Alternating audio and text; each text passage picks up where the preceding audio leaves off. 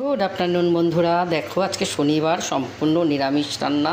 দেখো আমি আজকে দুপুরে লাঞ্চে কি রান্না করলাম। দেখো এই যে গরম গরম ভাত, আর এদিকে দেখো মূলো দিয়ে মুগ ডাল, এই যে মূলো দিয়ে মুগ ডাল, আর এদিকে দেখো করলা ভাজা, পটল ভাজা, বেগুন ভাজা, আর এদিকে ডাঁটার শাক, এই যে ললকা শাক বলে না, ওগুলো শাক।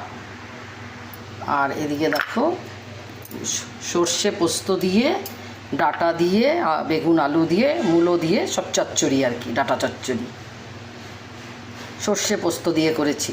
আর এদিকে দেখো পনির, মোচা পনির, দেখো মোচা দিয়ে পনির করেছি, মোচা পনির আর কি। এভাবে করে খেয়ে দেখো, খুব ভালো লাগে। আমি তো বানাই। দেখো মোচা পনির করেছি। তো এটাই আজকে আমার দুপুরে লাঞ্চ মেনু।